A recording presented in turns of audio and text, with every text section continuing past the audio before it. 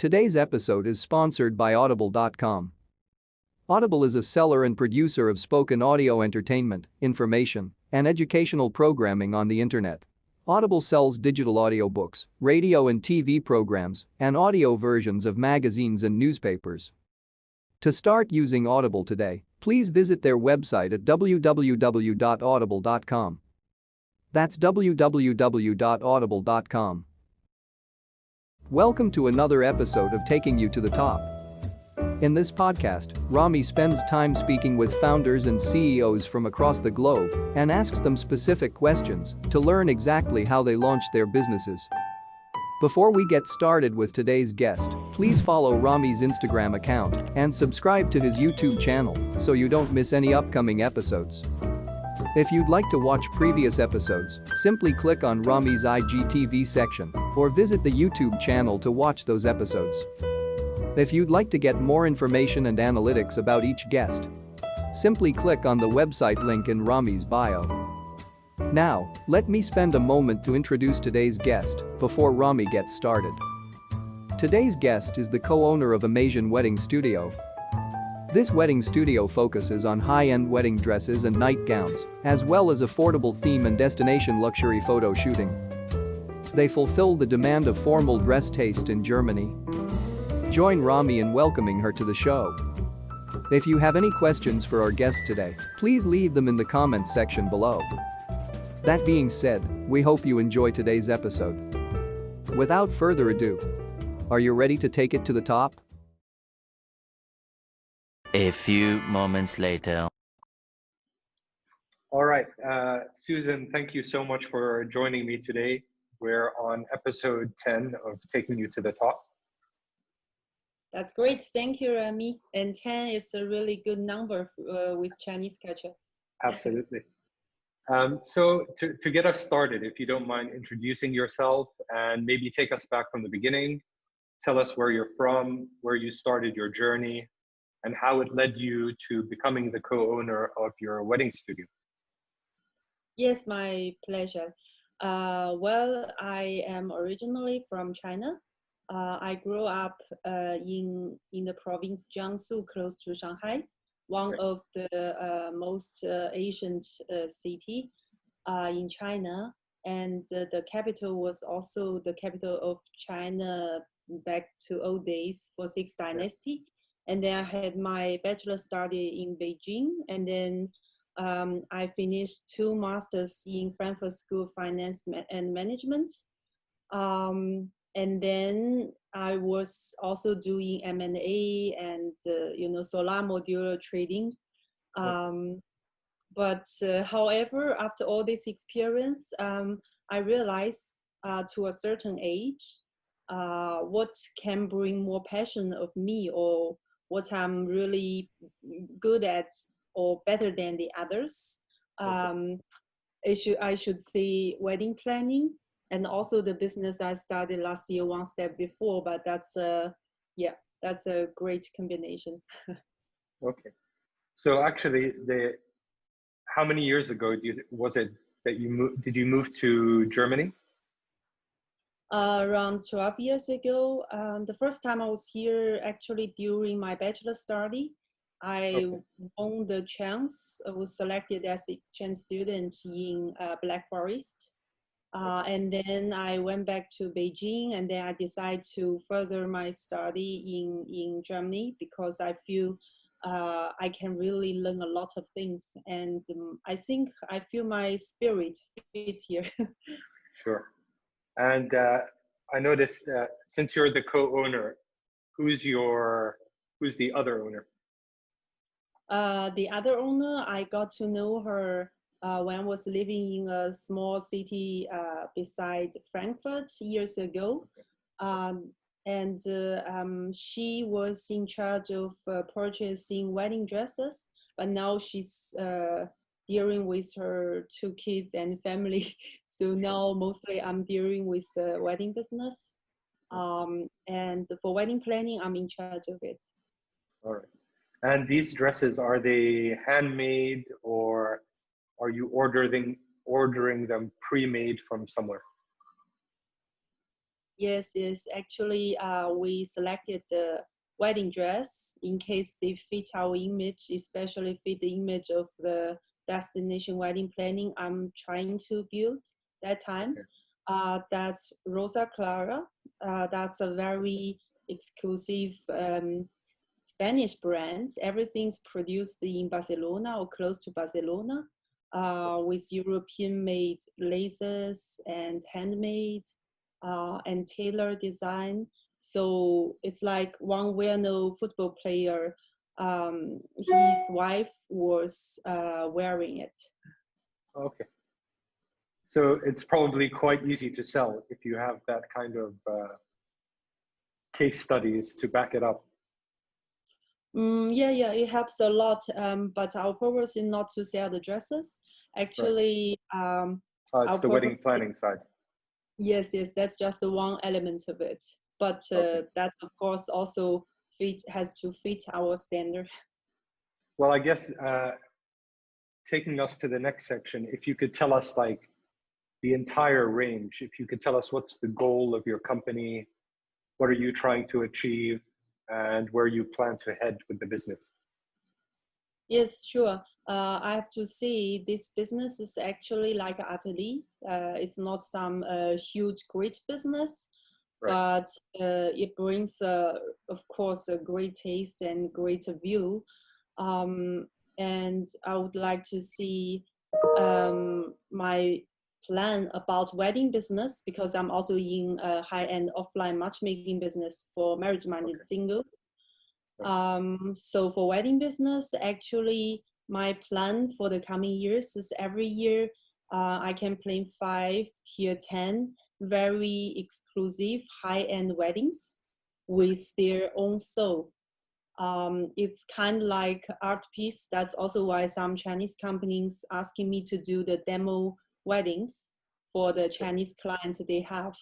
And I really like to combine the culture, but with, of course, concentration of Western style to express the beauty of the Western wedding culture, and also to combine the great beauty of wedding and the local culture and the local locations, especially. Like the background you can see, that's a wedding I planned in 2018 in close to Neuschwanstein, the new Swan Castle. And because in the castle, it's not allowed to take photos, but I had the exclusive propose, everything, and some photos. And this one is the wedding ceremony we had in the Fusion Museum, just on the feet of the castle. Very nice. I mean, I'm sure these opportunities are not so common to be allowed to set up a wedding in a castle, or is it? I'm not sure. I mean, it's not easy. You need to, of course, get all well connected, approved with the local authority. And also, you know, there's a big process, and that's why I could make my business. And also, there is the taste you have to fit, because even at the same place, even people can still enter after a certain process. It is not necessarily you can have the same, how can I say, height or taste or the, you know, exclusive soul of your love story to express it of a wedding. So that's why it's also how I can do it like exclusively for myself. Sure. Okay, that's fantastic. I mean, if also when you started the company, was it did you fund the company yourself, or did you have to raise some capital to start your company? Yes, actually, we were doing it self-funding, because, as I said, it's like atelier. So because of the business I've done, I have some capital myself already, because I was dealing with solar. I read you are also from energy business. I am. So yes. yeah, when I was a student, I was already doing solar in 2008. So Sure. although I'm not that old yet, but I belong to one of the pioneers in European market. Okay. And I mean, that's definitely something I would like to talk to you about, but possibly after the show. Sure. Yeah, please. Yeah, that's why also I got great support of my family and understanding, although it's challenging because imagine, investment banker with 2 masters come to a wedding business. But I think I slowly prove it through the things I've done. For sure. And actually, did the family give you any capital, or it was completely from your previous project? I would like to see at the beginning, no, but during the building up, especially when it comes to purchase of some wedding dress, because we purchased really, really expensive ones. So a small portion of it, they've helped me. But at the beginning, mostly, that's also built on the capital. I and my business partner, we had that ourselves. That's great. I mean, the reason I'm asking these questions is the people who listen to this podcast, it's such a wide range. You have founders and CEOs with very well-established businesses, and then you have entrepreneurs who are just starting. So I kind of, whenever I do a show, I want to try to see how many businesses can be successful by being self-funded versus, sometimes you have an absolute need to raise capital, but maybe not. So so far 10 episodes, nobody has raised capital, which is great news for me.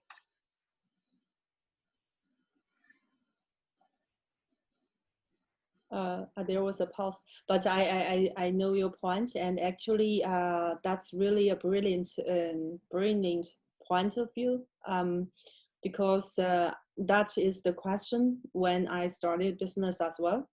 Because before, although I was CEO already in 2014 for the solar business, but then after 1 year and more, I built the company just for myself for wedding planning.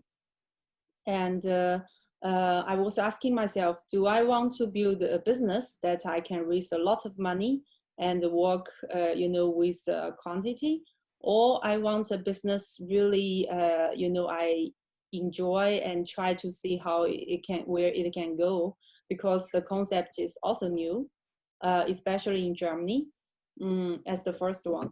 But internationally, destination wedding was already well known that back then. Then I was thinking about my situation. I am, because it's a creative business, and at the beginning, it is very important that I find my signature, or find, the way or the wedding I want to plan to differentiate to the others. So I was like, okay, leave myself more time, more room, and then I can really concentrate on like the art piece, and to see where I can go, where I can improve. And later on, there will be other chances to raise capital if I want. It also has to do with my private situation. Now I don't have kids yet. So later on, if I'm gonna have kids, I would like to keep the busy part after that. There is a chance to raise capital as well, for sure. Makes sense, definitely. So currently, what's the team size of your company?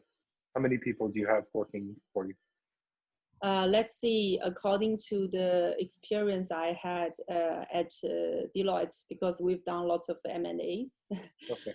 And according to the experience with solar company, everything, I decided to keep I removed the stress a little bit. Sure. And I am trying to control the quality. So actually, under the company, officially, it's just me and my business partner.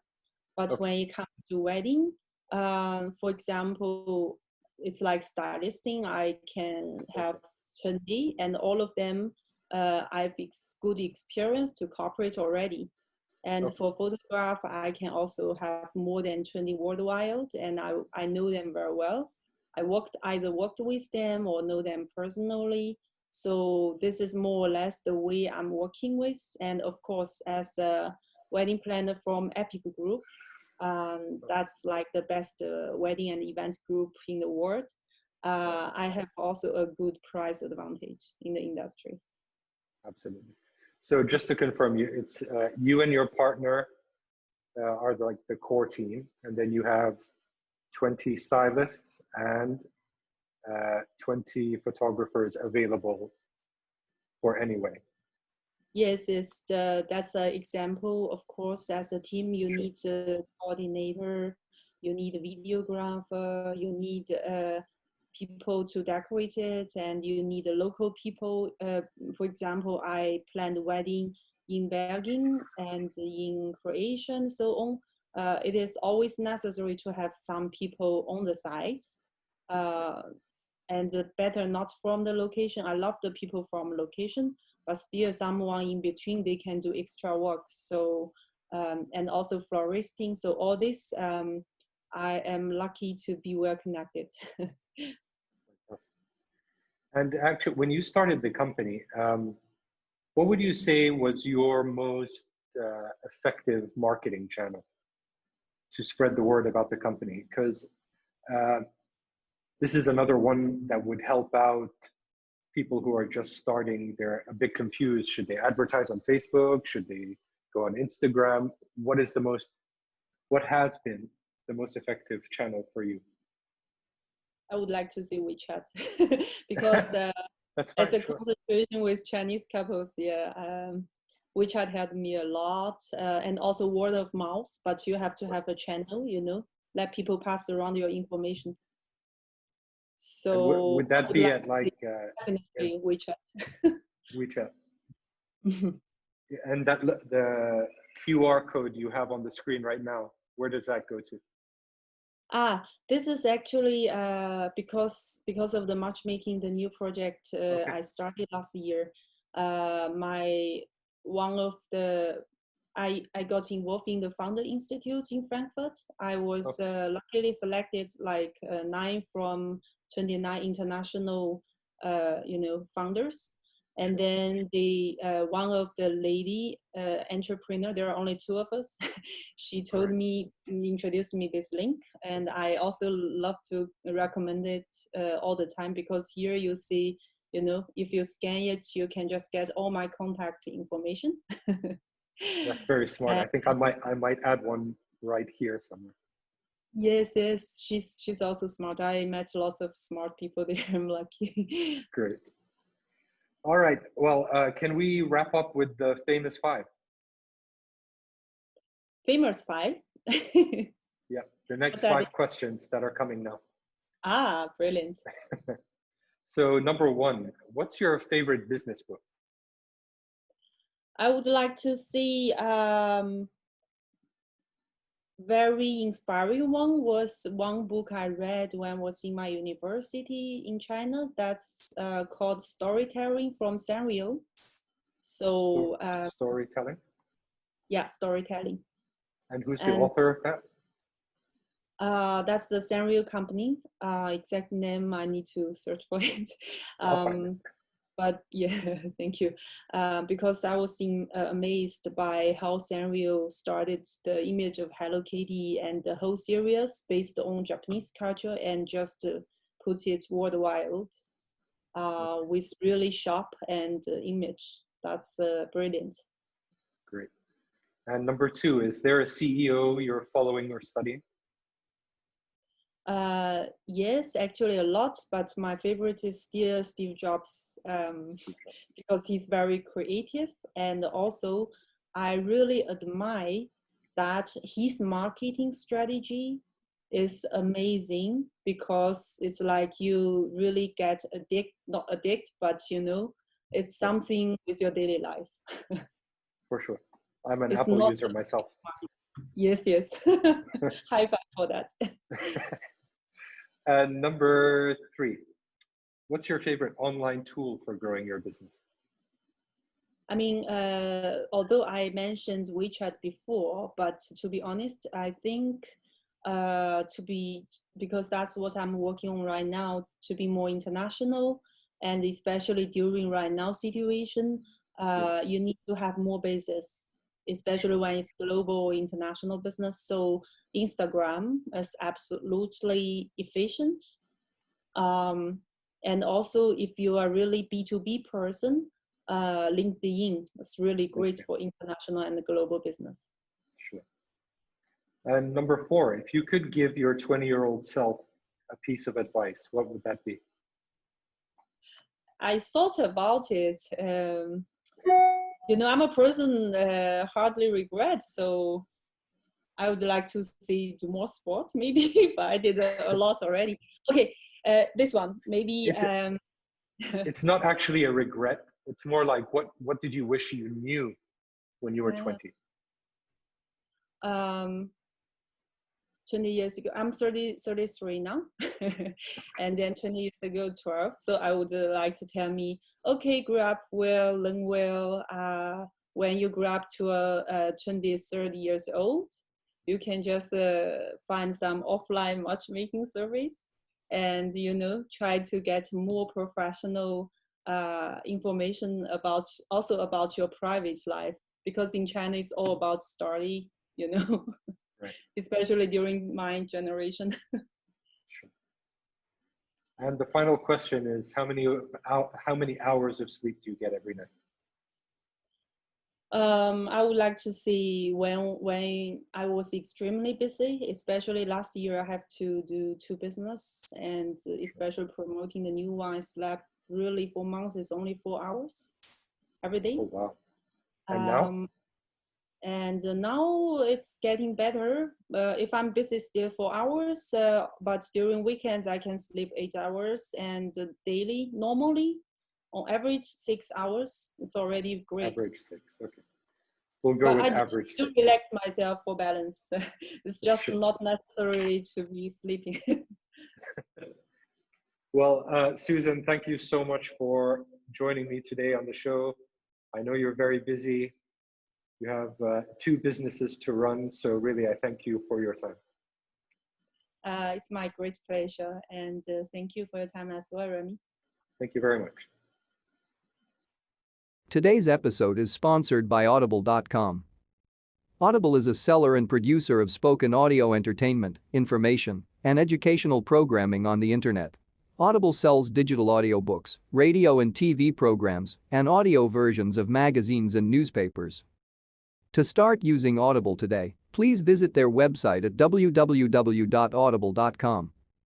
That's www.audible.com.